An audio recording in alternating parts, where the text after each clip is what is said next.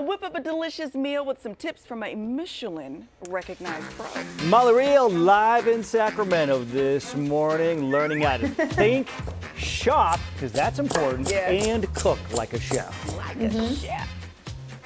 Yep, that's right, you guys. Hey, we are with Chef Oliver Ridgeway. You may know him from his spot on Capitol Mall, Camden Spit and Larder. You also may know him from his new restaurant, Inland Park, Stepdad's, one of my personal favorites. But this morning we are getting to know you, Chef. I'm so happy to be with you here in the kitchen, and you are showing us how to make, this is a recipe that you love to make at home, and the weather's very appropriate for it. It's Ollys Cottage Pie. It is, yeah. And cottage pie, if you don't know, is the beef version of shepherd's pie. Right, which shepherd's pie is lamb. So yeah, I know you're working on your mirepoix right here. We're going to be cooking throughout the morning, but I want to get to know you a little bit. Yeah. So you have been in Sacramento since 2011. You're from England. You have cooked all over the place. So you grew up with your dad owning restaurants. Is that I did, right? yeah. I kind of grew up in the industry.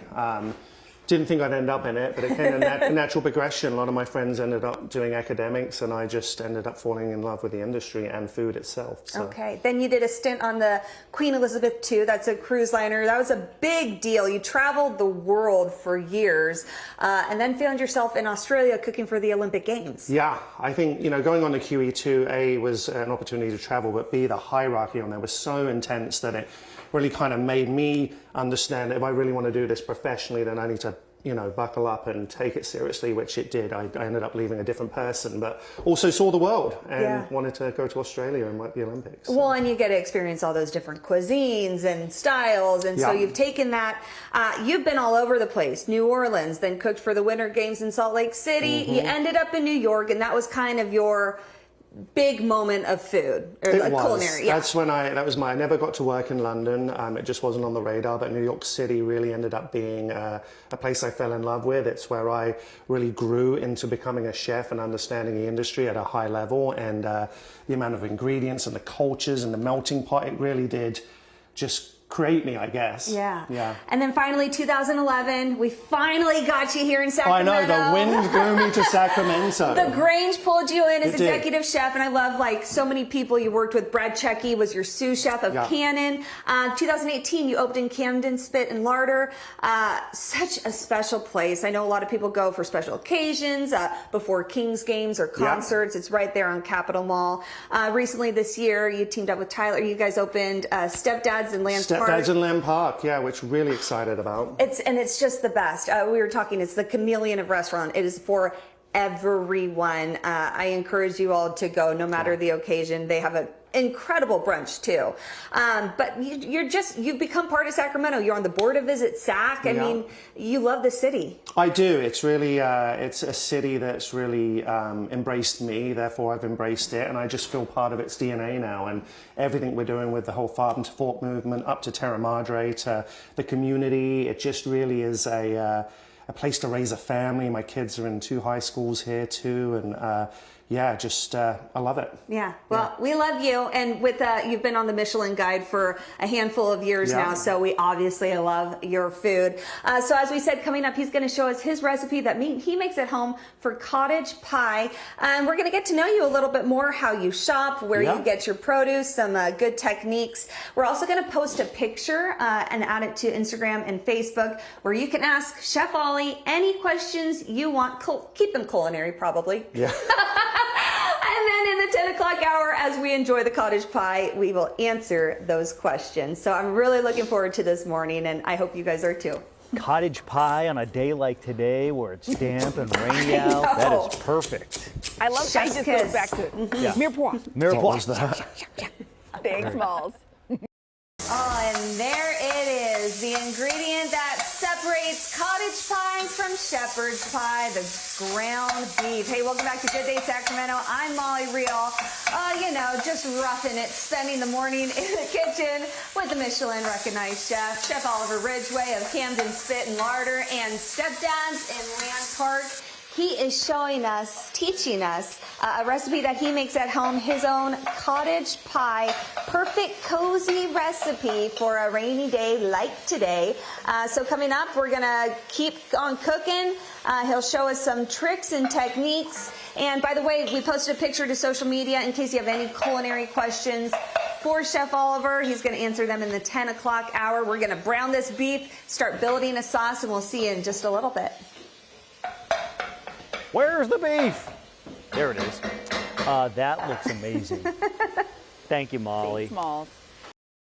All right, you know, half the battle when it comes to cooking is being confident in the kitchen Yes. and knowing what you're doing, and that comes with reps. But if you don't have the reps, you have an expert. And you pick their brain. And that's why Molly Reel is live in Sacramento. She's learning how to cook like a chef. Hi, Malls. Yeah, you know what? Who needs reps when you got a chef in the kitchen, right? Not just any chef. This is Oliver Ridgeway. He is the chef owner of Camden Spit and Larder, Michelin-recognized restaurant right on Capitol Mall. Also co-owns Stepdads in Land Park, opened this year. It's wonderful. So this morning, Chef, we are making cottage pie. Big question is always, what does cottage pie, how is it different from shepherd's pie? Shepherd's is lamb, this is beef. So you have browned the beef. You've already cooked down your mirepoix, which is onion, carrot, celery. So yeah, we sweat the beef off, we drain the fat, we'd already pre-sweat that mirepoix. Now we're just incorporating everything. We're going to add a touch of flour because I want the sauce to slightly thicken as we add the stock. So now, you know, if you were building a roux per se for like a soup or a velouté or a bechamel, it's kind of the same deal. What's going to happen is when the stock goes in, it will cling to it, give us a thicker gravy. So we'll be adding the stock, we'll be adding a little bit of tomato paste, and then obviously the true classic, the Worcestershire sauce. Worcestershire. You can say it. You know, I can't, and I feel like this, everyone makes that joke anytime that bottle comes out. But you say it, I feel like you got a cheat code there. Yeah, we'll just say Worcester sauce. Worcester sauce. Worcester sauce. Just say that's how the Brits say it. Yeah, just Worcester sauce makes it easy. But yeah, and then obviously there's no British ingredient without English peas at the end, so we'll put the peas in there too, which will give it a nice little pop. Okay, perfect. And as you're incorporating that flour, shepherd's pie, you top it with some mashed potatoes. Top it with those mashed potatoes over there, which are like the real buttery. Yeah, look at how silky these are. And a secret for a mashed potato, I feel like, you know, it's really just butter and, did you put cream in it? I put heavy cream, butter. We've got two types of potato in there. We've got a let me show you. A russet potato and a Yukon potato. The russet is very floury and the Yukon is very waxy, so the combination of the two of them just creates a really good texture on the potato itself. So I love that. I feel like that is a really good trick. So as you put in the tomato sauce there, and you're just letting that incorporate. I am. So now everything's kind of, the flour's clinging to it. Now I'm just going to start adding stock. Okay. And there's a difference between stock and broth, or? Argumentatively. Okay. Now, obviously at home I would use a stock cube, or I would use whatever. I just happened to be by Camden this morning and steal some chicken stock, so I'm using really nice chicken stock for this. But yeah, just adding water and then adding your favorite stock cube would be great. Obviously a beef cube would be nice, whatever you look. But as you can see now, as I am incorporating it, it's kind of getting thick, right? We're creating that gravy there. So that's going to create a really nice texture when we bake it in the oven with those potatoes on top. So when you fork it up, it's all going to just stay on your fork. And yeah, that's looking really nice. It's just the real comforting, classic British meal here. Right, and it's one of those things where this didn't take a ton of technique. I mean, it's if you have the right ingredients, which again you do. I know you got your carrots from K-Pay Organics. You know, it's just those little tricks of buying the right ingredients. I think anything, if you buy just good ingredients and prepare them simply. Obviously, this is a peasant dish essentially from the UK, but has become one of our national dishes, which also carried over here in the States. I think we all love a wholesome meat pie of sorts, and this, like, it's raining outside, it's cold. Like, what is better? Like, honestly. So, got that gravy going. What's it called again? Worcester sauce. There we go, Worcester sauce. Bit of that. Oh, Yeah. You do like your Worcestershire sauce. That gives it the tang. That Okay, gives it the perfect. tang. It really does. It's, Okay, and we're going to incorporate that. And we're going to cook it out. We're going to let it cook out for about 20, 30 minutes here. Let all the flavors incorporate. Then we'll fold the peas in at the end, and then we're going to start building our pie. Beautiful. So that's coming up in the 9 o'clock hour. And in the meantime, if you have any questions for Chef Ollie, we posted pictures on Facebook and Instagram. Go ahead, ask away, and he'll be answering them in the 10 o'clock hour of the show. The way that my body is just like, what? That was so good. Those taters. Oh my god. Did you try them? I did. I'm like, I need another spoon. I haven't tried them. Back to you guys. I just want to take my finger right into those mashed potatoes. Just get a fingerful. All right, so all morning long, Molly has been in the kitchen with a professional whipping up a cottage pie, which looks amazing on this cold and rainy morning. Checking back in to see the progress. I've never had this dish, Molly, but I'm currently craving it, even though I've never had it, just based on what you guys are doing. I know.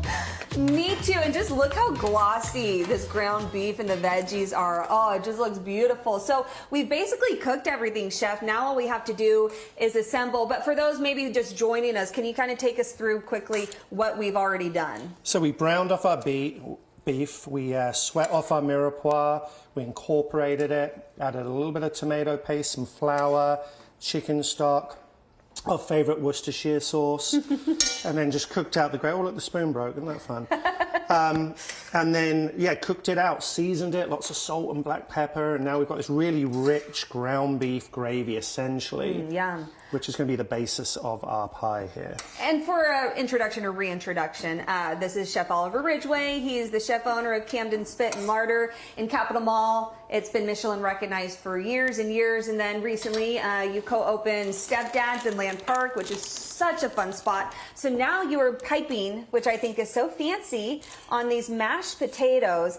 And let's just say something about these mashed potatoes. I have a spoonful of it that I've reserved just for me. You know, my baby's not supposed to be born for another 4 months, and I think that this might be her first memory as they are that good. I can't stop thinking about them. And it's just a couple types of potatoes, heavy cream, butter. Yeah, it's russet potatoes, Yukon potatoes, good clover butter, some good heavy cream, and just kind of blend it all together and season it perfectly. And obviously you can just smear mashed potatoes on top. We just happen to have some piping bags around, so why not? Why not? Give it a and bit you can do this with like a big Ziploc bag too. You can do it with a Ziploc bag, or you can just smear it on there and run your fork over it to create some crevices. But as we have the piping bag, I thought, let's just have some fun with it. It's like a bunch of little Hershey's Kisses. Now, this is a complete optional thing, but I think this is just the... yeah, I don't think this is This is over the top. This is some really good, sharp English cheddar that we're just going to sprinkle over the top here. It's going to give it a nice crust, and beautiful. Again, I can't think of anything more perfect on this rainy day today. Hey, I know people are really familiar with Camden, but maybe a little bit new to Stepdad's. Again, it is so, every time Brian and I go, my husband, we're like, this is, I mean, it's the perfect restaurant. It's so much fun. The food is incredible. The drinks, I can imagine, are wonderful too. Really good mocktails. But yours just rolled out brunch, and it looks incredible. You have a green Bloody Mary, kind of a salsa verde Bloody Mary that looks unbelievable. Crispy French toast. You said chili quiles. Chili quiles, a really good brunch burger. We've got this chorizo Scotch egg, which is kind of eats like huevos rancheros. It's got the black beans, tortillas. An eggs royale, which is like a smoked salmon Benedict for people who want that lox fix. But and then you have a British breakfast pop-up coming November 3rd, which we are going to learn a little bit more about in the 10 o'clock hour as we enjoy this and answer your questions at home. So don't forget to go to Facebook and Instagram so that you can ask Chef Oliver any questions you may have, any culinary questions. He's happy to answer them, and I'm happy to eat this, but in the meantime, I got to polish off this spoon. It's for the baby. It's for the baby. The baby asked for mashed. So, you know, just a good mama. The baby's just telling you what it wants. Thank you, Molly. Hey, whip up a delicious meal with some tips from a Michelin-recognized professional. Yes, indeed. Molly Reel is live in Sacramento this morning, getting ready to cut in to it says shepherd's pie, but this is not a shepherd's pie. This is a cottage pie. This is There's a not difference. Specifically not a shepherd's pie. Yes, shepherd's pie, you use lamb. Cottage pie, you use ground beef. And Chef Oliver, I asked you, if you wanted to make it a shepherd's pie, all you'd really have to do is take this recipe, just switch out the meat. Yep, and just use ground lamb instead. Same recipe all the way. Perfect. So we've been cooking this all morning. Look how beautiful it is. Guys, it has this crust of cheddar on top. We're going to dig in. As we do so, we're going to ask some viewer questions. Sure. Here is one that we have not seen before. Chef, are you single? She's looking for a man who can cook. What can we say? I am. Okay, yeah. there we go. He is single. Jeff wants to know if you ever add Guinness to your cottage pies or shepherd's pie. You can add red wine, you can add Guinness, you can add beer, you can switch the flavor profile up. With Guinness, I would cook it out a little bit, probably sub out some of the stock, but that would give it a body and give it a bit of an Irish twist too. Perfect. And then you have to finish the rest of it yourself too. Mm-hmm. Chuck wants to know, for a meat substitute, what kind of mushroom would you use? I would use a cremini mushroom. Okay. They're very meaty. I would almost pulse them in the food processor and cook it out like you would do the meat, and add the mirepoix and add all the ingredients, and I think you would have a very similar texture and a very similar flavor profile. By the way, this is so cozy. This is unbelievable. It's the perfect dish. Nick wants to know, I love this, what's the fat content you prefer for ground beef for this recipe? Which I have to assume that Nick takes his burgers very seriously. Oh, I'm sure. Yeah. I kind of would say about 80-20, and I do sweat that meat off. I drain off some of that fat. But I feel that amount of fat gives you a good browning in the pan and adds that flavor. Yeah, and you know what? You could always go to a market like Taylor's, the butcher Taylor's there. is my neighborhood. Yeah, or Cordy's, and say, here's what I'm making. What do you suggest? And they could always help you out there. Patrick wants to know, what are your favorite local restaurants? Here's the thing. He's best friends with so many local chefs, so I know you can't really choose a lot, but some that you think people should know about. I had a really good late night dinner with a bunch of my chef friends the other day at Binjo Yaki, and that was just, it's just always stunning there. Craig and Togi are doing a great job. Star Lounge down on K Street. Chef Galise there is doing some really cool things, and it's such a good ambience in there. It's so beautiful. It is. I mean, it's really such a cool, like, swanky experience. It's Star Lounge is awesome. Yeah, for sure. But yeah, and then, in the neighborhoods in Curtis Park, I go to Pangea.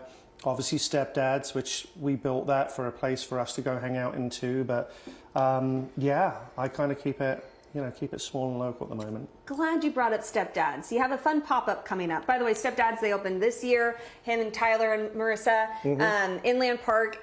It's just perfect. It really is. You have a really fun pop-up coming up Sunday, November 2nd. Yeah, I'm going to do a Britpop pop-up. I spent the summer, I went back to London, went to see Oasis on their reunion tour, then went and saw them in LA, so a little bit of a fan. But I really missed the full English breakfast, so I thought, let's do the 90s are back at the moment, let's do a Britpop pop-up. Let's do a full English breakfast, which I will cook on November 2nd at Stepdad's. We'll do some bacon and egg sandwiches, or a sarnie as we call it. And yeah, we'll blast out some tunes, eat some good British food, and have a bit of a party. What kind of food what am I eating for a English breakfast? So full English is, it's bacon, it's sausage, it's baked beans, it's tomatoes, it's mushrooms, it's hash browns, it's eggs, it's like the gut buster, or the full Monty as some people call it, and it just is just a really big feast. But I'm going to source proper British bacon too, which is back bacon, which is yummy. And he will have Oasis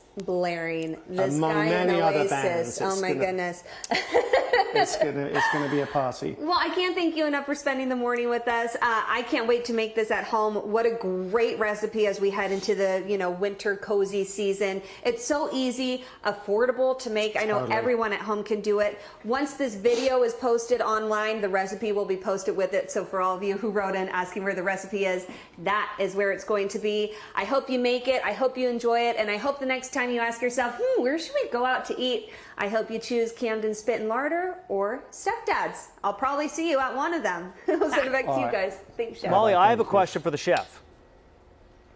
Okay. I do John not has have a question. round pie dish like that, but I do have rectangular, like Pyrex dishes. What size would you recommend I use if it's rectangle? Okay. John doesn't have a pie dish, but he has rectangulars. What size would you suggest for? So probably like a 12 by 8 or something like that. Okay. You know, it really is kind of versatile. You could use a baking tin, you could use a Pyrex, you could use a earthenware. Honestly, it's kind of... It's probably however much you want to make. Chef told me when he was growing up, they just made a big thing, made leftovers. So yeah, it heats up really well in the microwave, like cold the next day. So there you go. Thank you. Thank you, Molly. I'm just terrible at estimating the volume of things. how long is a piece of string? So like I'll pour it into something and it's like way too big. It's like, oh no.